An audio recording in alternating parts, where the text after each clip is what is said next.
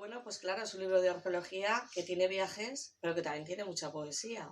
Yo te iba a preguntar, Enrique, cuando tu labor como poeta, tu labor como arqueólogo, es también un poco una búsqueda, ¿no? Pensaba, por ejemplo, cuando escribes un poema, a veces hay que encontrar una palabra. Cuando en tus excavaciones, pues a veces encuentras un objeto de gran valor. ¿Qué hay de poesía en la arqueología y qué hay de arqueología en la poesía?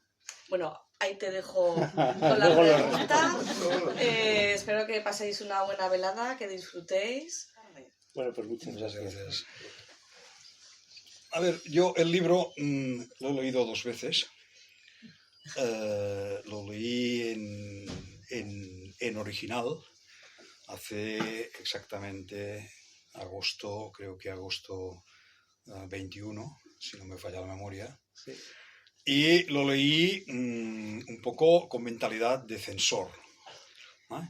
Porque habíamos hablado de lo que quería escribir, un poco aventura, un poco anécdotas, y dije, bueno, a ver qué es lo que ha escrito, a ver si realmente lo que ha escrito se puede escribir o tendríamos que guardarlo en un cajón, ¿eh? Y lo leí en este sentido. Pero la sorpresa fue que el libro era mucho más de lo que yo había imaginado. El libro tenía una estructura, no diré compleja, pero sí era, no era un viaje, era un viaje. Yo al final lo calificaría un poco de casi de examen. Enrique ha hecho un examen a sus conocimientos adquiridos no en estos últimos años, sino adquiridos prácticamente en toda su dilatada carrera universitaria.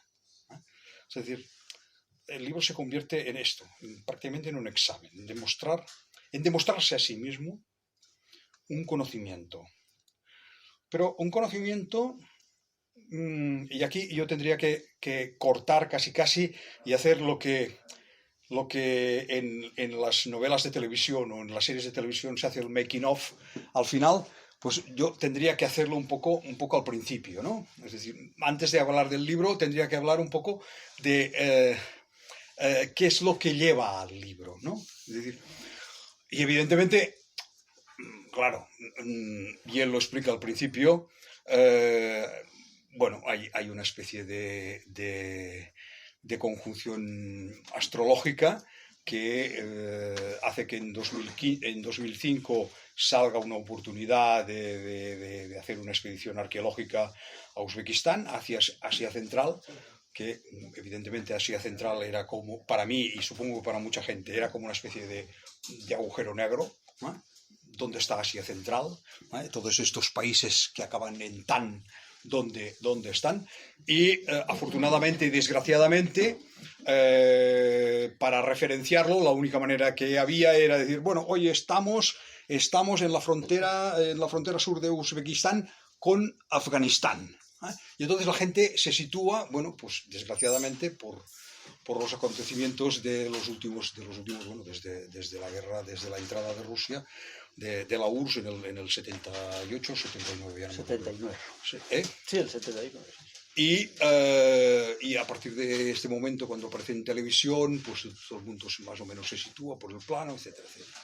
Pero este es un poco el inicio, de un viaje en que yo le implico un poco, le engaño, bueno, no, le engaño y me autoengaño, es decir, de montar una especie de, oye, nos vamos de misión, ¿te vienes?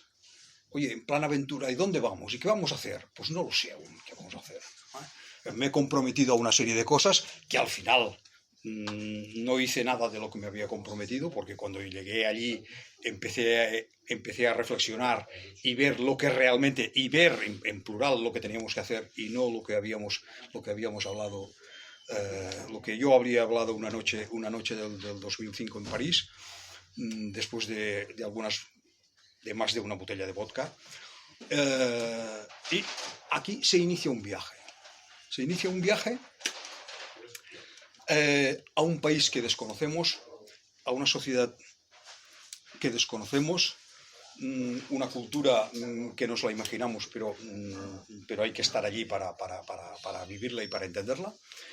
Y este inicio de viaje que es aventura, a partir de un determinado momento se convierte en preocupación, en responsabilidad y en necesidad de adquirir conocimiento, ¿no?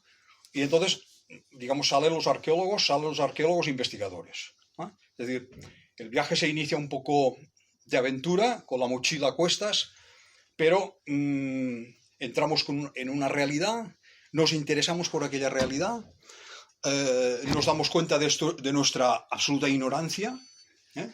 Ignorancia en el sentido de que somos arqueólogos, historiadores. Yo siempre digo que no soy historiador, pero bueno, somos historiadores. Pero, digamos, vemos el mundo, nos han educado a ver el mundo desde, no diré desde nuestra casa, pero sí desde el Mediterráneo. Es decir, vemos la construcción de las culturas protohistóricas y después culturas clásicas desde el Mediterráneo, y nos da la sensación de que el mundo se construye desde el Mediterráneo. Y cuando se sitúas en esta Asia Central periférica a nuestra posición centrista, te das cuenta de que no, de que el mundo es otra cosa, y de que nuestra cultura no es realmente una cultura mediterránea. Es decir, en el fondo ahora, yo cada vez que cojo el Google, veo Europa casi simplemente como un apéndice, como una península de lo que es el continente asiático. Y esto nos hace reflexionar. Y entramos en el juego de aprender, y llega un momento que no tan solo aprendemos, sino que creamos conocimiento, ¿no? Y la investigación se convierte para nosotros en una especie de drogadura, ¿no? de conocer un mundo totalmente desconocido y que está absolutamente imbricado con lo que llamamos nuestro mundo. Este es un poco el making of. ¿Qué pasa? Evidentemente, de que cuando empezamos a tomarnos las cosas en serio, en cierta manera retomamos la aventura. Retomamos la aventura en el sentido de que, no sé, actuamos como occidentales y queremos que las cosas funcionen como estamos acostumbrados a que nos funcionen, más o menos, y aquello funciona de forma distinta, ¿no? Y esto nos lleva al borde del ataque de nervios a diario. Y a partir de aquí surgen una serie de centenares de anécdotas, ¿no? Que yo era lo que inicialmente esperaba del libro de Enrique, y era a lo que iba a censurar en mi primera lectura. ¿Qué es lo que yo me encuentro a continuación? A continuación simplemente me encuentro que Enrique lo que hace es, a partir de esta anécdota, ¿no? Anécdota en general, de esta aventura, ¿no? Realmente reconstruye su conocimiento en cuanto a la historia. Reconstruye el conocimiento, deja de ser un Mediterráneo que mira a lo lejos, y al contrario, lo que hace es trasladarse y ver el Mediterráneo desde la lejanía, ¿no? Para al final darse cuenta de que en el fondo todo está interconectado, ¿eh? Y aquí es cuando aplica, digamos, sus conocimientos, por ejemplo, de su propia investigación en en la meseta castellana, por ejemplo, cómo intenta interconectar, hace un esfuerzo de interconectar determinados momentos de expansión de movimientos de población con lo que está sucediendo a 6.000 kilómetros de aquí, en el otro extremo, en Asia Central. Entonces, digamos, está intentando entender, digamos, buscar explicaciones a determinados fenómenos que conocemos, pero que justamente por deformación profesional, casi, podríamos decir, no se interrelacionan. Y, a su vez, no tan solo, digamos, reanaliza sus conocimientos a partir de nuevos conocimientos adquiridos en Asia Central, sino que aprovecha determinadas experiencias anteriores ya viajadas, ¿no?, que le ayudan a este discurso, ¿no? Yo en el libro personalmente no entraría más porque evidentemente el libro hay que leerlo. Yo lo que no puedo es juzgar, como se ha dicho antes, digamos, la literatura de Enrique. No la puedo juzgar, no soy la persona más adecuada. A ver, de pequeño me costó mucho aprender a leer. Era de los más retrasados de mi clase. Y ya de mayorcito, en la universidad, en la licenciatura de Filosofía y Letras, la única asignatura que suspendí fue lengua española, y la probé en septiembre, y la verdad es que el otro día aún pensaba cómo conseguí aprobarla en septiembre, ¿eh? Porque realmente no me lo merecía. Probablemente hay una excusa, y es que la asignatura se daba a las 8 de la mañana, y para mí a las 8 de la mañana ir a clase a los 18 años me costaba mucho. Pero en fin, yo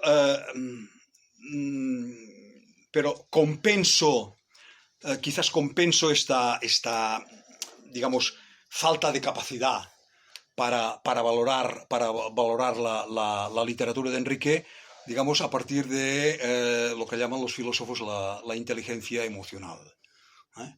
Y a partir de la inteligencia emocional, la segunda lectura, ¿eh?, ha sido una lectura realmente fluida, ¿eh?, de interés de cosas que yo conozco, ¿eh?, pero de interés digamos, de ver cómo fluye el discurso, ¿eh?, cómo fluye el discurso y cómo es capaz de interrelacionar temas, ¿eh?, que en otras ocasiones, quizás en otras lecturas, nos daría la sensación de que hay unos cortes bruscos entre unas descripciones y otras, y en cambio él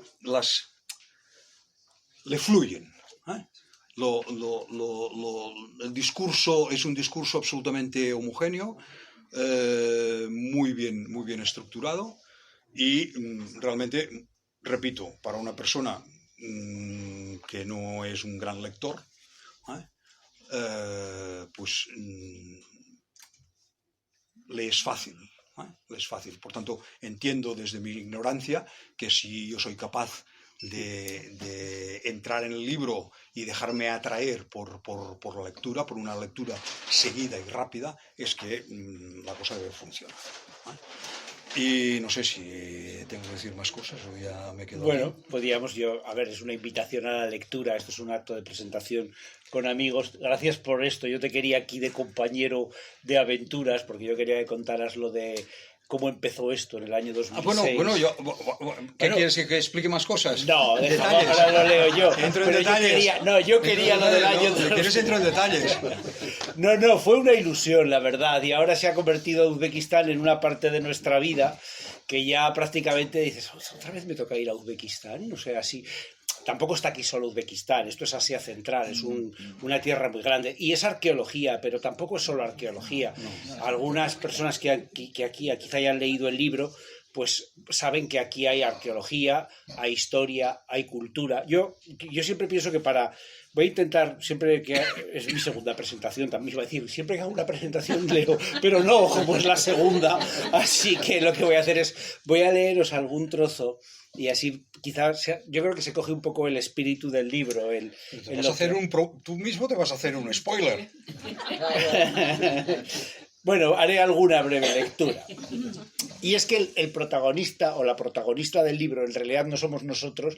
Yo creo que la protagonista del libro, y quizás lo pienses después de haberlo leído 2 veces, la protagonista es una ciudad que no tiene ningún protagonismo en el mundo, y es Termez. O sea, se han escrito libros sobre, es fácil escribir sobre Nueva York, sobre Florencia, sobre Roma, hasta sobre el Cairo, sobre Calcuta. Yo creo que Termez es el sitio que es imposible escribir sobre Termez, porque solo es una especie de avenida. Bueno, es muy grande, pero tiene una avenida y luego una avenida se va para un lado y luego otra avenida se va para otro y la puedes recorrer tantas veces como quieras viendo siempre lo mismo. Pero yo he querido, creo que Termez es un poco la protagonista del libro y voy a leer una pequeña descripción de cómo la vemos, ¿no? Es prácticamente el principio del libro. En la primavera de Termez el parque se llena de parejas que prolongan los uniformes escolares aprovechando el margen de duda de minutos que concede el regreso a pie desde la escuela hasta la casa familiar, en la que los padres preguntarán por qué has tardado tanto. Chicos y chicas visten simétricamente iguales, ellos con pantalón azul y chaqueta a juego, con camisa y corbata de color negro. El uniforme de ellas solo se diferencia del masculino porque la falda es obligatoria y por la falta de corbata. A veces, con frecuencia, ellas llevan calcetines blancos sobre las medias, lo que más que coquetería evidencia una indecisión entre 2 edades. Las parejas apenas se hablan y mantienen una separación de por lo menos medio metro entre ellas. A veces se sientan en un banco sin alterar la distancia y sin decirse nada, con la cabeza dirigida al frente y la mirada a lo lejos. Si hay suerte y se comparte la clase y el deber escolar, podrán sacar unos cuadernos y comparar notas con la emoción que provoca el íntimo acercamiento, aunque sea tentativo, la respiración compartida del mismo metro cúbico de aire y las manos que se rozan fingiendo casualidad al señalar una duda en la línea de lectura. Esto es lo que describe un poco la impresión que yo tengo de Termez, ¿no? Entre otras más, ¿no? O sea, en Termez se ven muchos jóvenes y muchos niños y muchos uniformes escolares. Y vamos a la excavación y el autobús, que es un cachivache, va adelantando niños y niñas que van todos aguerridos con unos pompones en el pelo, con sus mochilas y van... ¿Es así o no es así? Es una de las cosas que más nos sorprendió ver. Van muy arreglados además y van al colegio, ¿no? Es una cosa que... Es un país que tiene una cierta... También a veces es un poco difícil, a veces es desesperante, pero es fácil encariñarse con él. Josep María dice, que iba a vigilar las anécdotas. Hay anécdotas, pero no he querido llenar el libro de anécdotas. Esto es un poco un defecto para mí de un libro de viajes, ¿no? Es decir, tú vas y empiezas a contar, y estuve, y vi, y hice... No, hay que contar un poco, yo creo que lo que transmite el país más que lo que nos ha ocurrido. Yo creo que esa es la diferencia de los libros de viajes que a mí me gustan y los que no. Es decir, los libros de viajes empiezan, pues había unas montañas enormes, se extendían, y ya digo, no, si las montañas ya las hemos visto en foto, lo que queremos es otro tipo de historias. No lo sé, a ver, yo qué sé, es un poco... El libro tiene sobre todo, yo creo que tiene... Aparte de que Termez es protagonista, tiene arqueología, tiene historia, tiene cultura y yo creo que diría que tiene emociones, ¿no? Emociones varias en las que se cuentan distintas historias. Y además tiene otra ventaja, y es que en Asia Central es un sitio que casi no conoce casi nadie, casi todo el mundo. Ahora cada vez se va más allí de turismo, de visita, pero es un sitio que todavía sigue siendo muy desconocido y es difícil además de entrar en él, porque una de las cosas que nos ocurrió también allí cuando llegamos, claro, llegábamos con el bagaje de idiomas que aprende un investigador aquí, ¿no? Allí todo el mundo hablaba uzbeco o ruso, ¿no? Pero es que nada más, o sea, nada, absolutamente nada más.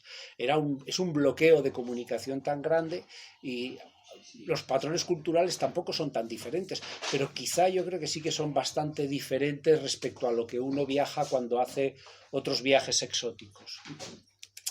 No sé, voy a leer alguna otra cosa más, porque como digo, bueno, quizá debería responder a la pregunta de Reyes, que dice que si la arqueología se parece a buscar...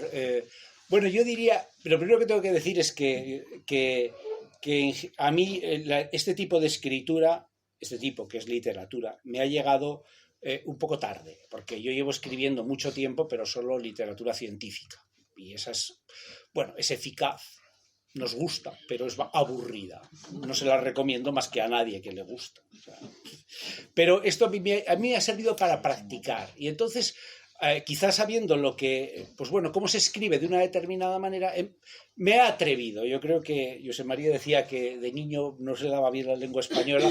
Yo quería escribir, pero no me atrevía a escribir las cosas que quería escribir, porque me parecía, chico, te está saliendo de tu sitio. Y ahora pues me atrevo, ¿no? Y entonces, digamos que esto es un poco, la pregunta es, ¿se parece literatura, poesía? Bueno, se parece la búsqueda. Yo creo que en la poesía que he escrito hay mucha impresión científica, hay geología, hay arqueología, hay biología, desde luego. Y aquí yo he intentado también darme un poco esa cierta libertad, ¿no? Respecto al hallazgo de las cosas, cualquiera que haya probado alguna vez a hacer algo creativo, ya no digo escribir, sabe que no sabe, puede ponerse a trabajar y no salir nada y de repente otras cosas salen solas. Eso es una cosa, siempre se discute lo mismo, ¿no? La inspiración no existe, hay que trabajar. Digo, bueno, pues yo hay veces que digo, no vale la voluntad sola.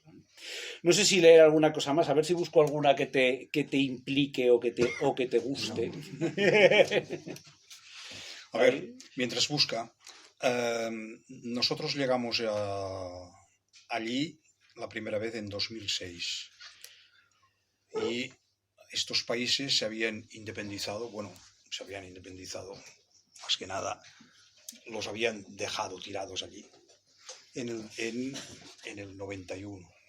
Por tanto, en realidad llevan muy pocos años de independencia y, digamos, era un país soviético. La gente no sale en el libro, pero bueno, puedes hacer una segunda parte. Los primeros años aún veíamos alguna chica rubia con minifalda que era rusa y se mostraba como rusa. Ahora han desaparecido. Bueno, las infraestructuras, ¿para qué hablar? Las infraestructuras, un auténtico desastre. Problemas de suministros.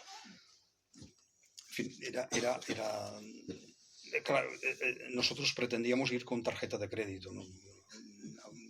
Imposible, ¿no? La gente no sabía lo que era una tarjeta de crédito y cualquier digamos, cualquier problema doméstico se magnificaba, o sea, porque se complicaba y por esto un poco el ataque de nervios, ¿no? Bueno, esto tendría que resolverlo en 5 minutos y no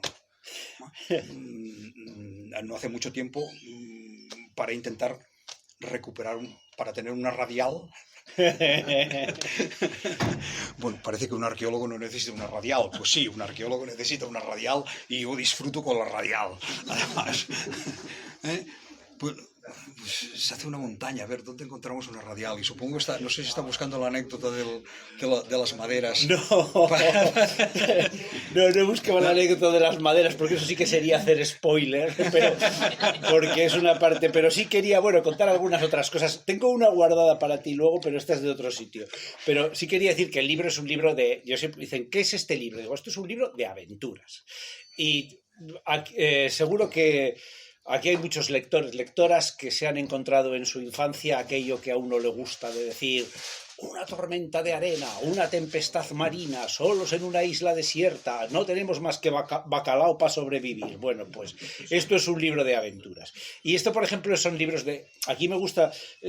Asia no son desiertos, en realidad, son desiertos y son oasis, pero los desiertos le dan un toque así como un poco mítico. Y voy a leer otro trozo para que veáis. Esto es una descripción del país, de los países, porque aquí son varios, ¿no? El capítulo se titula Bajo los oasis está la huerta y es Gobi, Taklamakan, Karakum, Kizilkum, de este a oeste los nombres de los grandes desiertos de Asia, desde la Mongolia interior a la orilla oriental del Caspio. La lista resultará incompleta en el caso de que el trayecto se haga con el detalle que pone el viajero que deja etapas tras de sí. El gran desierto de Gobi comprende o añade en su periferia los desiertos de Ordos, el mar oriental de los rigurosos desiertos de Asia, el desierto de Badai Haran, que combina los lagos de las aguas más transparentes y las dunas más altas, y finalmente las extensiones de Ulan Buj y Tenger. Si el viaje se prolonga hacia el oeste, se alcanzará el Taklamakan, que atrajo las exploraciones de Sven Hedin y Aurel Stein, y que según las leyendas, para cruzarlo basta conseguir los huesos de animales y hombres que tuvieron tu mismo empeño. Al otro lado del Tienshan y del Hindu Kush, las arenas se prolongan en los desiertos del Turquestán ruso. El mayor de ellos, el de Karakum, cuyo nombre en uzbeco significa arena negra, tan extenso que se subdivide en los desiertos de Sandikli, Sirskurtur, Dinsilkilu, Uchangari y Chikamedun. Al norte, el desierto de Kizilkum, la arena roja, que se prolonga en su extremo oeste con el desierto de Guskuduk, donde muere el río Amu antes de alcanzar el mar de Aral. Bueno, es descripción de paisajes, son viajes. ¿Por qué nos gusta? Bueno, pues a los lectores, o a mí me gustaba al menos. Yo creo que esto quizá haya más personas que coincidan con esta impresión, ¿no? De que nos gustan estos nombres sonoros, casi impronunciables y que nos llevan de un sitio a otro, ¿no? Hay también, pues hay otras cosas, hay mucho más. La verdad es que el libro, como digo, me salió con facilidad y había demasiadas cosas y empezaron a salir. Hay también, y es la que te guardaba, porque también hemos hablado de Termez y de Uzbekistán, pero también está Irán. Y en Irán estuvimos juntos. Fue nuestro primer viaje hacia Asia. Irán no es estrictamente Asia Central. Irán es otro mundo completamente diferente, pero toda la zona de Asia Central se mueve entre varios mundos. Uno es el mundo iranio, otro es el mundo chino, otro es el mundo ruso, sobre todo. En menor medida llega influencia de la India, pero yo creo que esos son los tres principales. Y entonces en Irán estuvimos en 2001. 2001, 15 días antes del 11 de septiembre. Del 11 de septiembre. Y entonces hay también Irán, y yo quería describir un poco de otros sitios. Por ejemplo, Isfahán. Isfahán debe su propio y reglamentario oasis de huertas geométricas a obras de ingeniería con siglos de antigüedad. En el siglo XVII, en la época de gobierno de la dinastía safávida, se construyó una red de canales subterráneos que distribuían el agua de la cuenca del río Zayandé. Los canales alimentan las huertas, pero también las casas, las fuentes y los jardines de Isfahán, donde se cultiva una variedad de rosa que recibe el nombre de la ciudad y que forma racimos del color pálido con el que se designa a toda la especie. También en Isfahán y su provincia se cultivan cerezas que se consumen deshidratadas, un condimento especial y propio que acompaña al arroz, el plato humilde y nacional junto con el pan. Este se cuece en unos hornos circulares golpeándolo con las palmas de las manos para adherirlo a la pared de arcilla donde se desprenderá cuando ya esté hecho.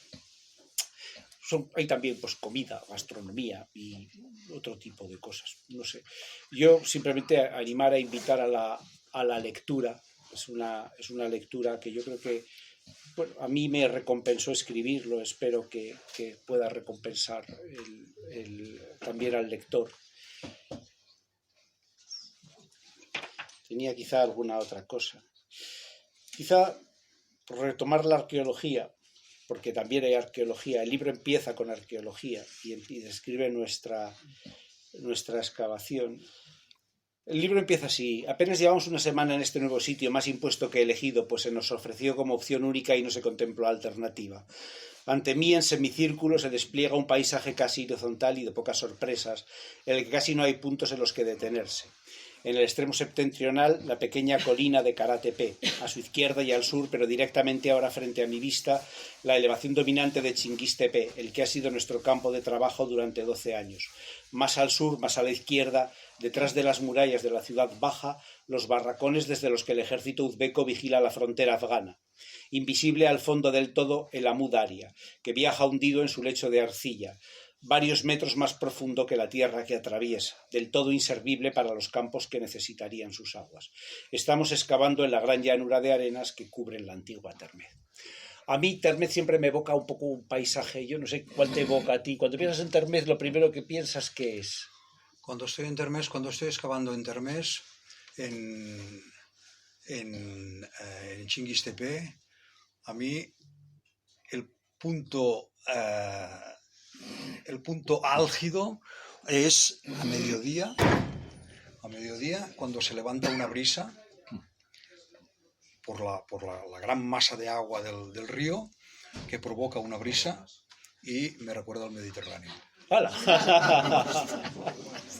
No tiene nada que ver, pero no, no, porque no, digamos, bueno, esto tiene que ver con la infancia y con otros rollos que ahora no vienen al caso, pero por una serie de circunstancias, yo durante unas épocas en Figueras, en mi pueblo, estaba esperando que llegara la brisa marina, ¿no? Y llegaba puntual a una hora determinada. Y en Termés recuperé esta imagen, sobre todo los primeros años que me costaba mucho excavar y a pesar de que nos hidratábamos constantemente, pero cada vez que me agachaba me mareaba, pero de mala manera. Y estaba mirando el reloj esperando que entrara esta brisa, ¿no? Y esta brisa llegaba cada día, ¿no? Y esto es un... Bueno, recuerdos... A ver, pero esta sensación, que a pesar de que tú mirabas al río y veías las dunas de Afganistán, del desierto de polvo prácticamente que hay al otro lado, al sur. Ese desierto es impresionante, sí, ese desierto es impresionante porque el río además es anchísimo y el desierto se extiende de lejos y lejos. Pero bueno, es raro lo del Mediterráneo, perdón. Sí, es así. A mí la imagen que me viene, yo tengo dos imágenes de Termez. Una es subir y bajar la gran avenida aquella y los lectores conocerán la sensación de... Sales de casa y normalmente no reflexionas. Cuando estás en tu casa ya no reflexionas dónde vas. A veces incluso llegas a donde no quieres ir porque has cogido un camino automático. Bueno, he conseguido que eso me ocurra a mí en Termez. Digo, ¿por qué estoy caminando por aquí? O sea, me oriento, como nos orientamos todos, con el sonido de... Bueno, pues hay un determinado sonido, hay un olor, por ejemplo, a cómo cocinan en un sitio, sabes por dónde pitan los taxis, sabes y tal... Y luego yo nunca había visto el Mediterráneo allí. Yo solamente... mi impresión son... Depende de dónde sopla el aire, se ven o bien las montañas nevadas del Hindu Kush Sí. o se ven las montañas nevadas del Lizar. Nunca las ves las dos, son siempre diferentes. Unas están al norte, a nuestro norte, y otras están a nuestro sureste, ¿no? Y se ven, es una sensación además de... completamente de diferente tamaño. Y luego están las evocaciones de las músicas o los sonidos, ¿no? Por ejemplo, en otoño las grullas cuando pasan siempre, sí. En dirección al Himalaya, en dirección sur, ¿no? El motor, esto es sensacional, el motor, esto también ha cambiado, pero en los primeros años para llevar a los obreros teníamos unos autobuses que debían llevar centenares de miles de kilómetros, ¿no? Pero el motor funcionaba de forma como un reloj. O sea, el sonido del baqueteo de pistones y válvulas era una cosa que siempre me había impresionado, ¿no? Era una cosa... Y olores. Carne a la brasa, hierba recién segada. Hecho con carbón mineral. Con carbón mineral. Que estamos vivos de casualidad, ¿no? Estamos vivos de casualidad. Bueno, voy a leer Y el traqueteo de los trenes por la noche. Sí, eso también es otra cosa. Claro, son países que aún no están organizados, no están estructurados como países. O sea, sus infraestructuras, en cierta manera, están organizadas aún desde Moscú, ¿no? Y los trenes los trenes no van de una ciudad a otra en Uzbekistán, sí, pero no. Los trenes cruzan por Uzbekistán porque está pensada, es una línea que está pensada para ir a Tayikistán o al Kirguistán, y pasan unos trenes que no se acaban nunca, con vías de tren aún sin soldadura y que cada vez que cogen la junta, clac, esto a las 3 de la madrugada o a las 4 de la madrugada. Cuando miras el reloj y dices, hostia, si solo me queda una hora para descansar y ya tengo que levantarme.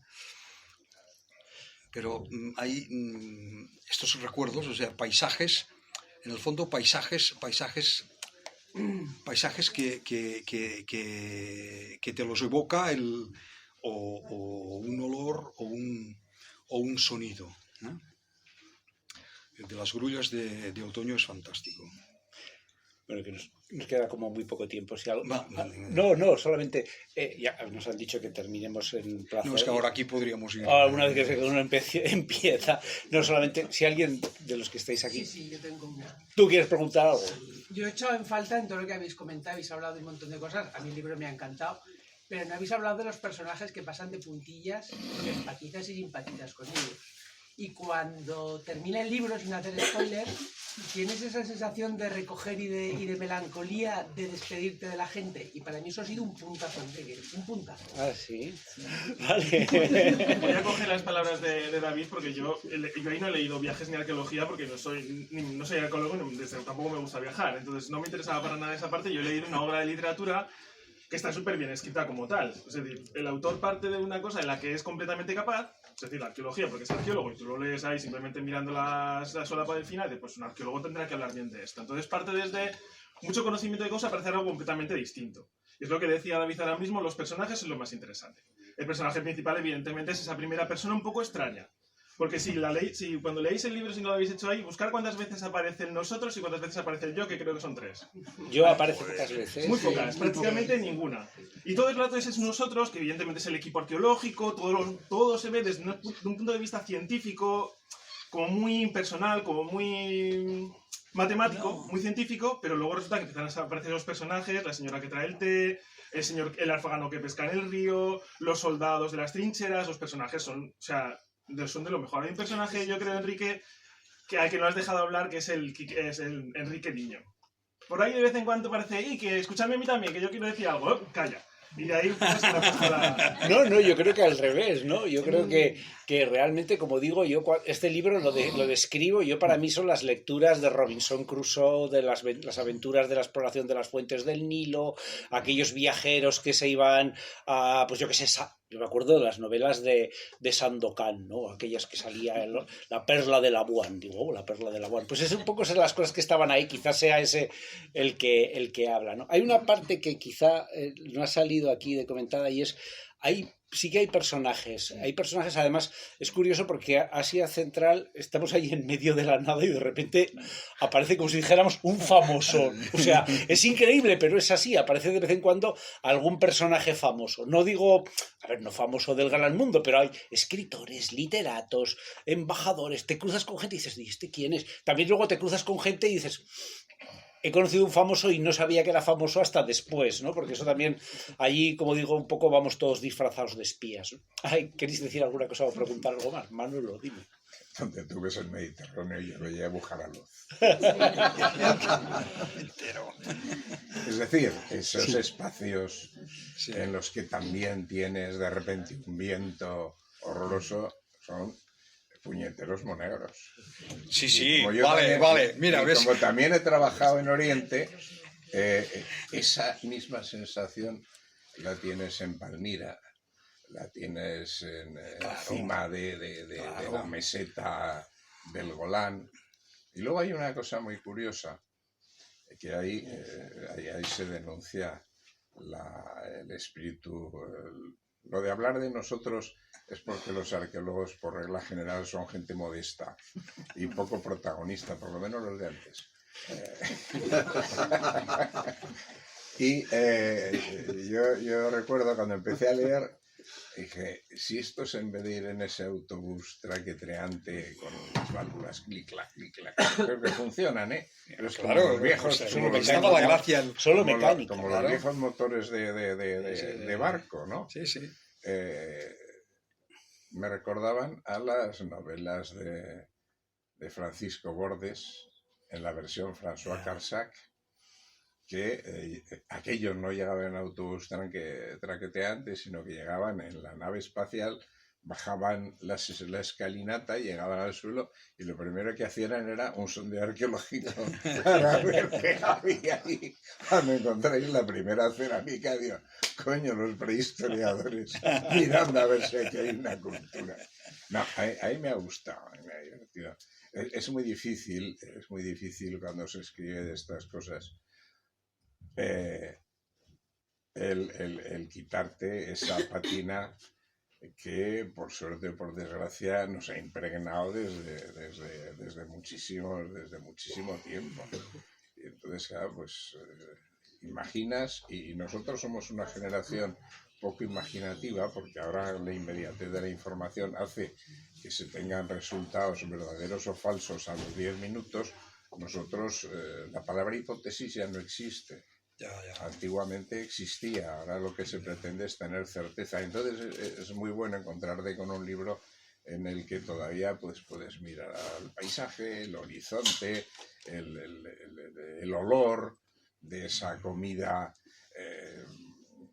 Yo me imagino, sí, efectivamente, lo de hacer un asado sobre carbón mineral es lo mismo que comer peces de un río en el que sabes que aguas arriba ha estado refrigerando 9 centrales de plutonio, como me ha pasado a mí, y luego vuelves y tienes ojos fosforescentes. Ese libro transmite muchas más cosas de las que efectivamente se escriben, pero en estos tipos de libros está la experiencia que se transmite y la experiencia que uno se autotransmite, porque es volver a vivir 2 veces, o sea que el arqueólogo solo puede hacer una sola vez para ver si te creen o no te creen los colegas, que naturalmente a los 20 años dirán que es mentira todo lo que has dicho. Y bueno, y está bien, a mí me ha gustado, la verdad. Y conociéndome como me conocéis, si me ha gustado, quiere decir que está bien. Bueno, nada, yo simplemente... Aprobado. Gracias por el examen. Tenemos que terminar, sí. Gracias, Muchas gracias. Reyes. Vale, venga.